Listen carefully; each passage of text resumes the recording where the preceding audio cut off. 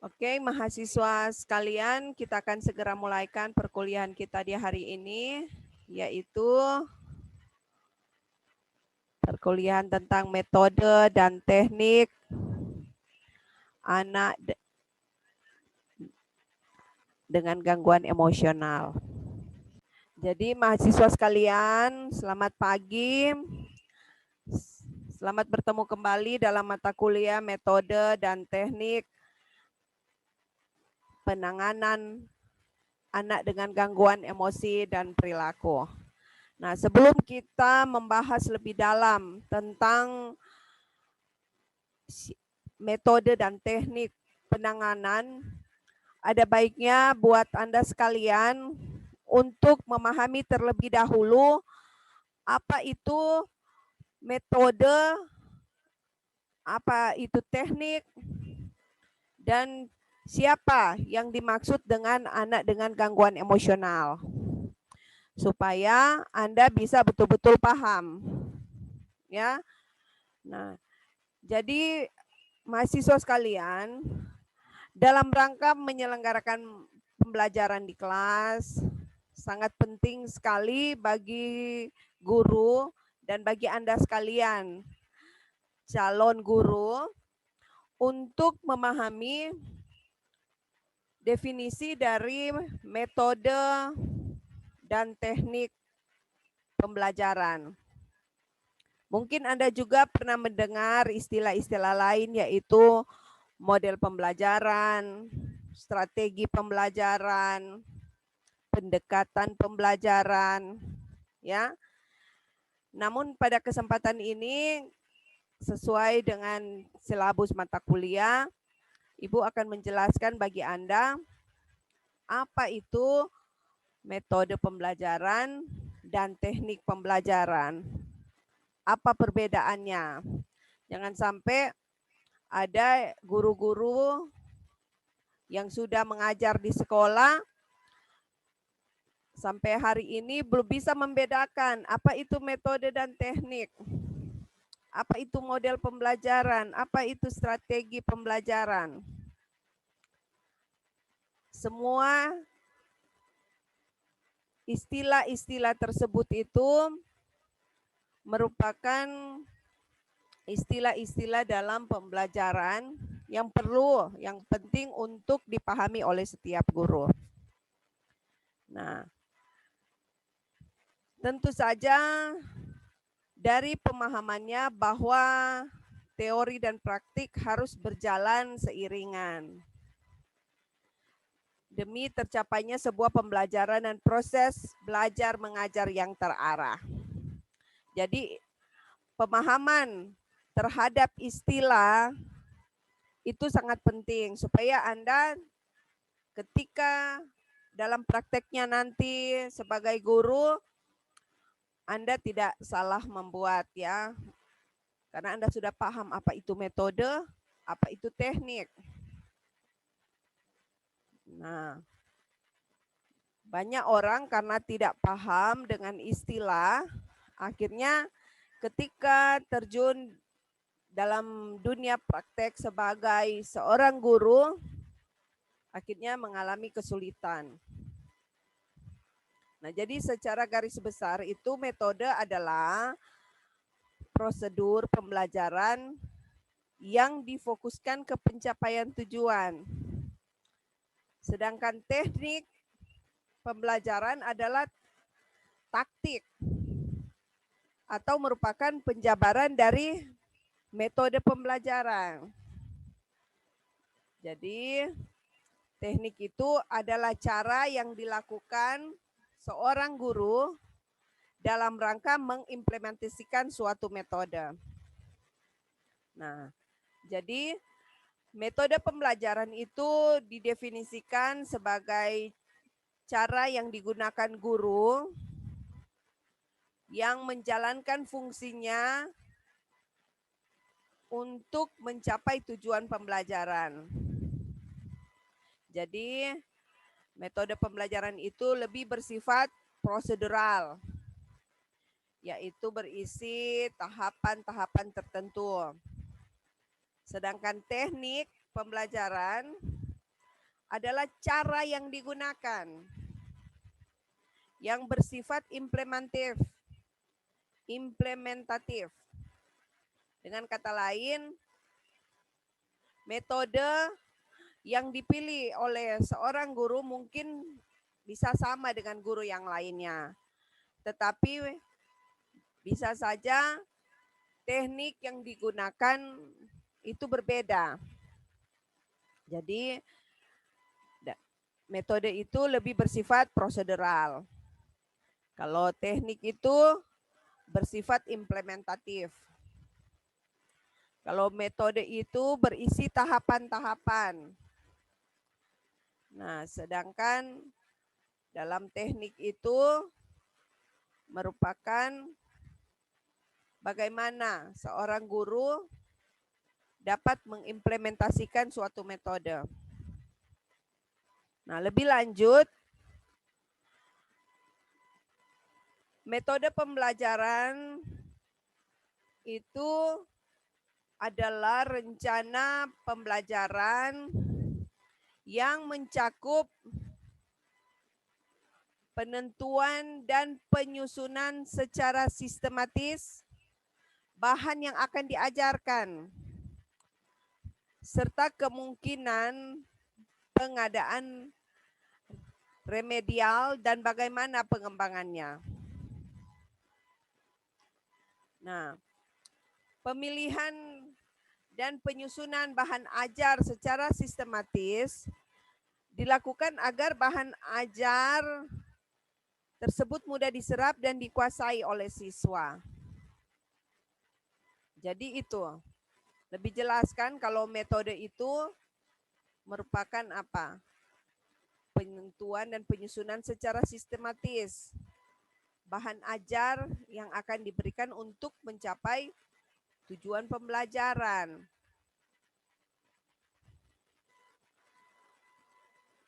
Jadi dengan kata lain, metode itu mencakup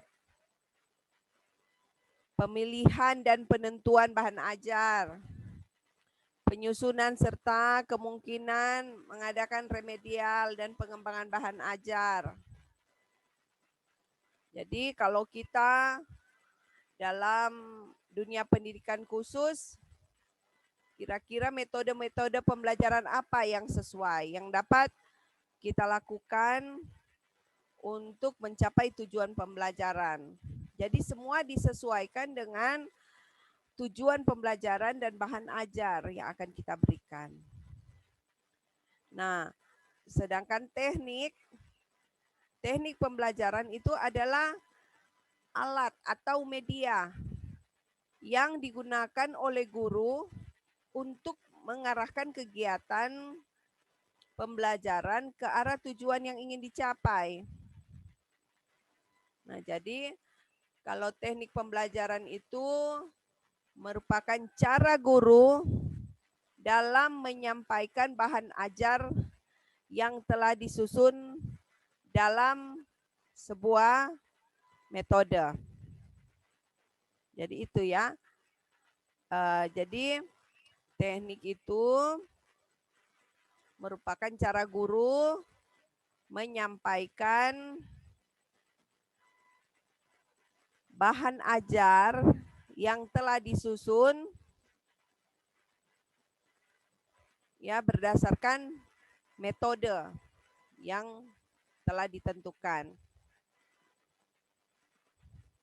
Jadi dalam hal teknik pembelajaran itu bergantung pada kemampuan guru itu untuk berpikir, mencari akal, tergantung juga pada kreativitas guru, agar proses belajar mengajar itu dapat berjalan dengan lancar dan baik.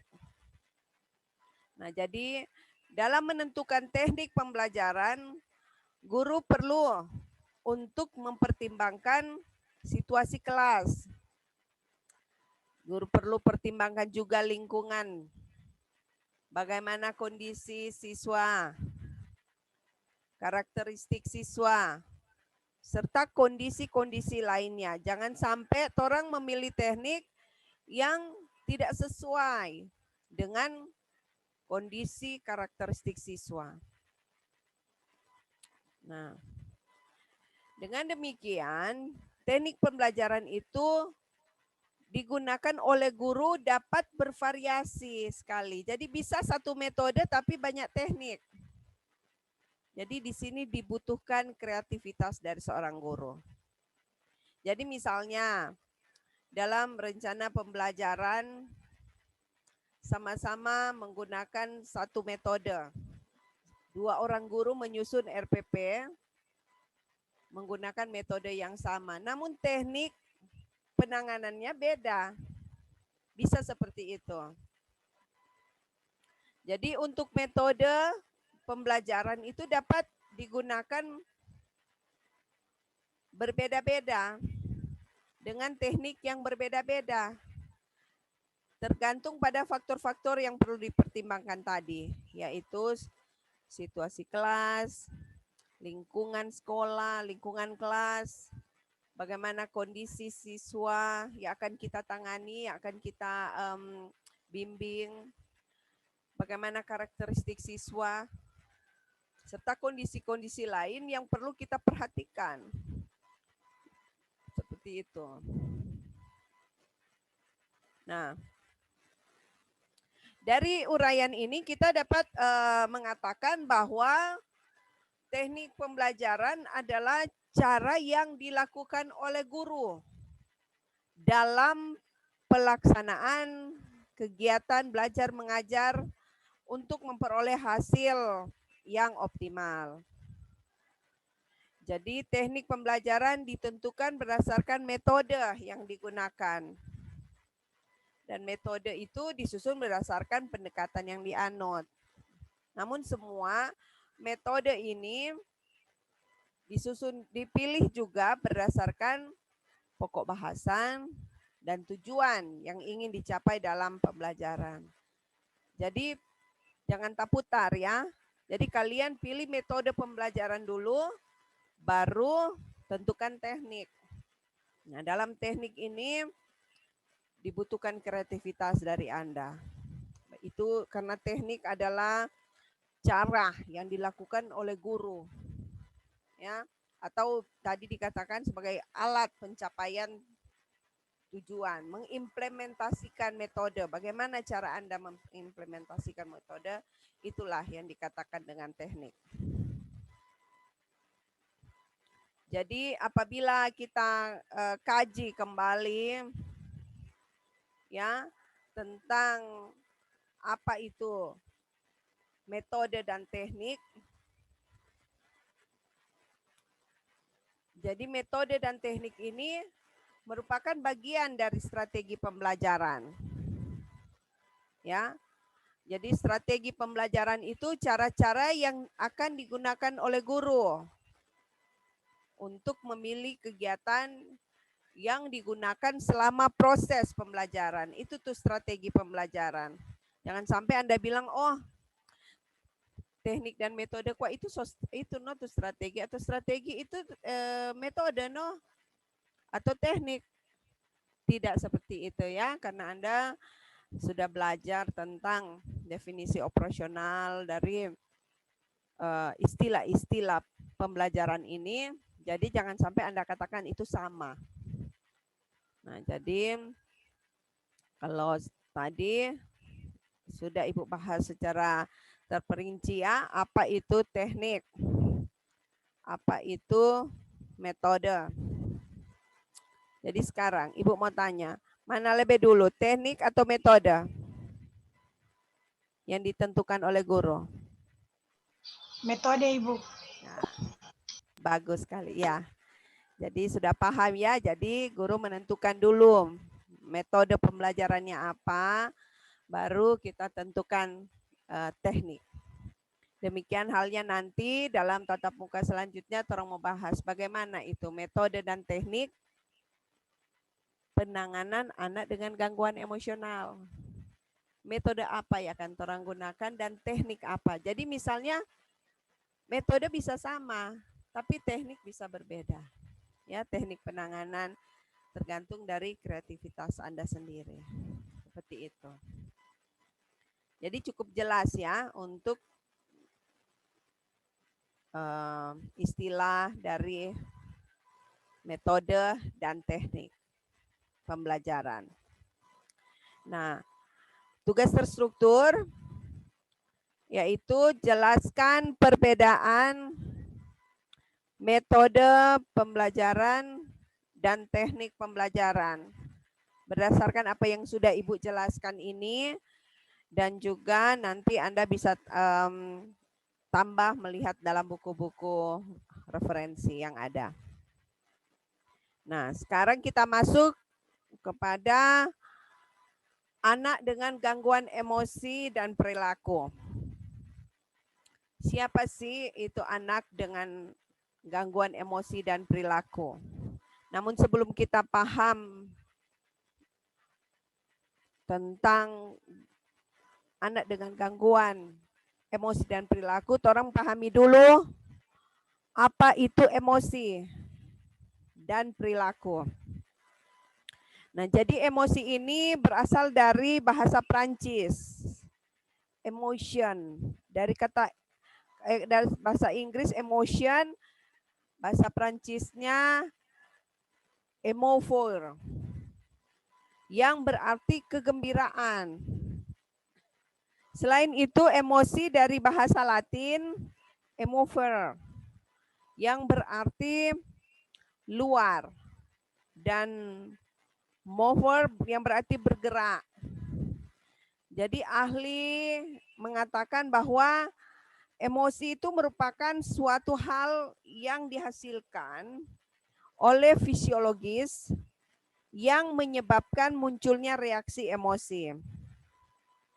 Nah, jadi reaksi ini tidak dapat dibaca, namun hanya dapat dilihat dari ekspresi dan perilakunya.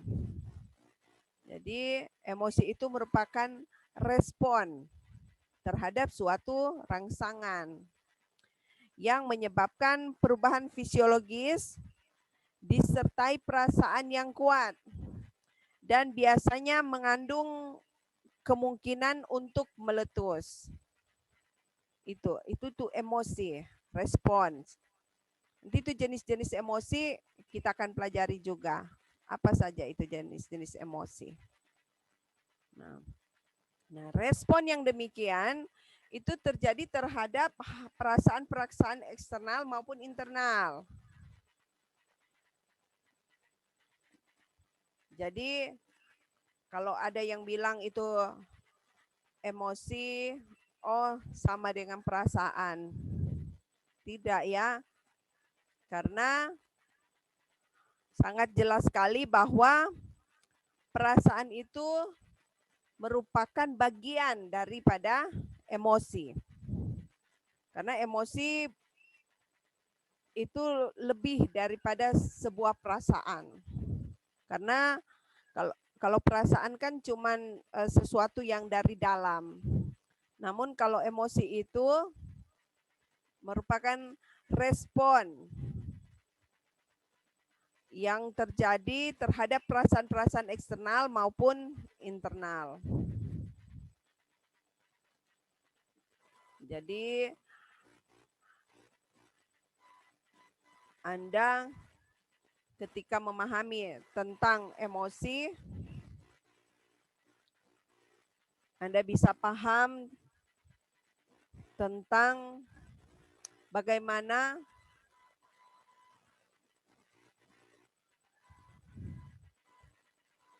reaksi yang dapat kita baca, yang tidak dapat dibaca, namun hanya dapat dilihat dari ekspresinya dan perilaku saja.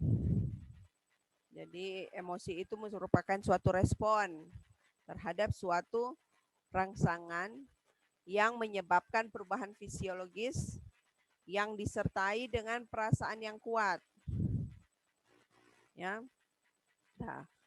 Nah, kemudian apa itu perilaku? Perilaku manusia atau human behavior. Nah, human behavior ini merupakan reaksi yang dapat bersifat sederhana maupun bersifat kompleks.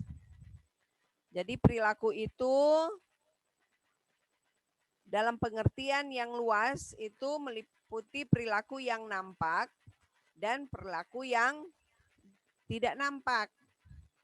Jadi torang ini, makanya terkadang kita sering salah menilai orang.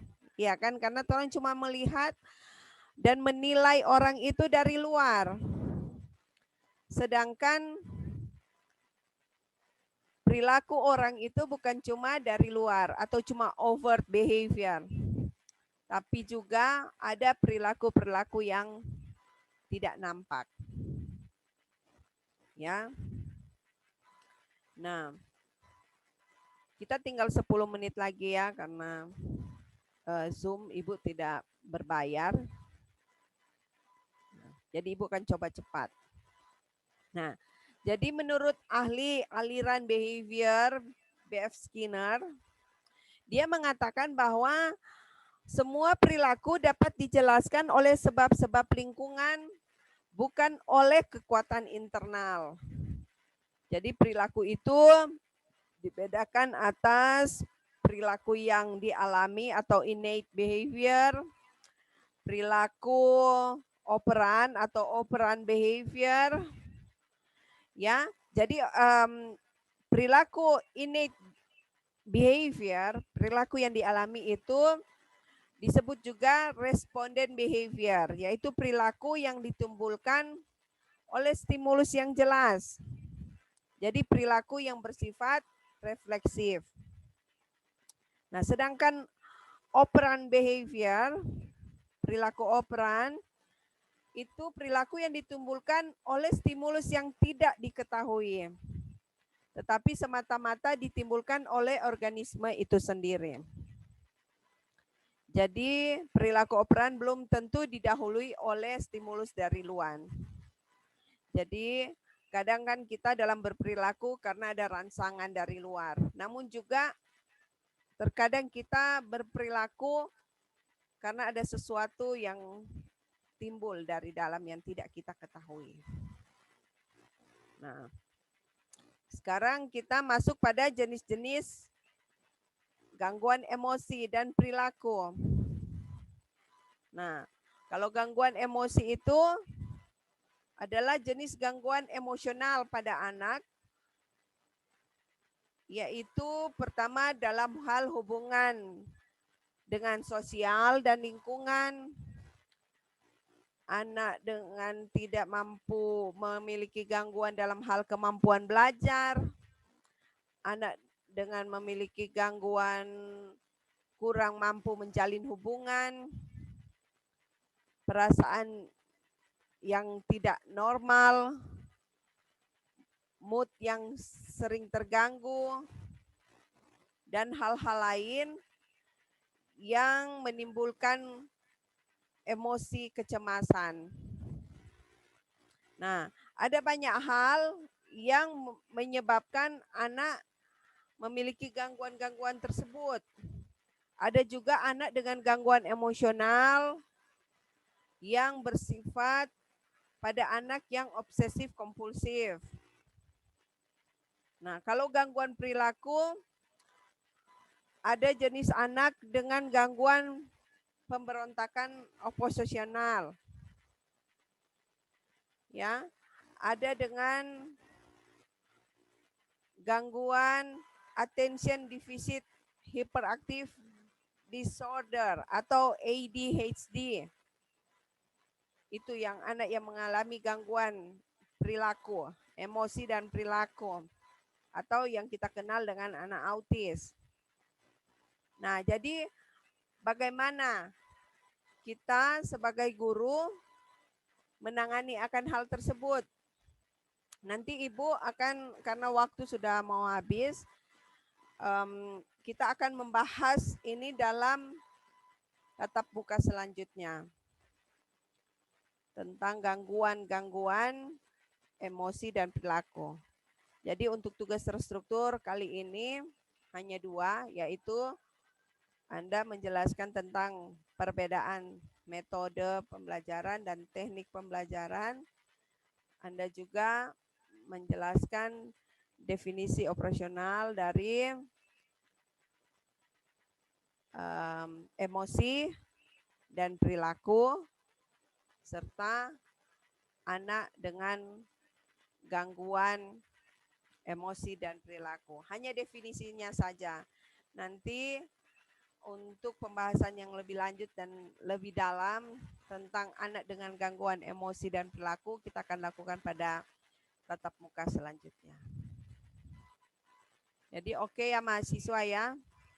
Jadi ini Andi Iklima baru mau minta masuk, jadi Ibu sudah nggak kasih masuk ya, sudah terlambat.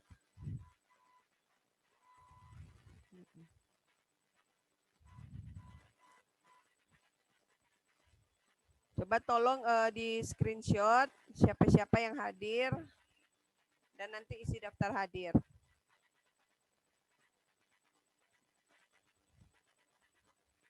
Oke, dengan demikian berakhirlah perkuliahan kita di hari ini. Dan jangan lupa Cantika minggu depan sebelum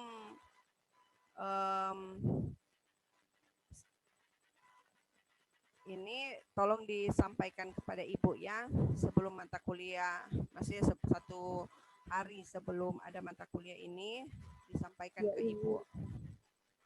Oke, salam sehat semua, tetap jaga kesehatan, tetap semangat ya. Siapa tahu nanti kita bisa bertemu secara luring. Oke, dan jangan lupa bikin tugas terstrukturnya. Ya, karena Ibu bisa kumpul itu kapan saja. Ya, langsung bikin. Ya, oke, selamat pagi semuanya. Ya, salam sehat.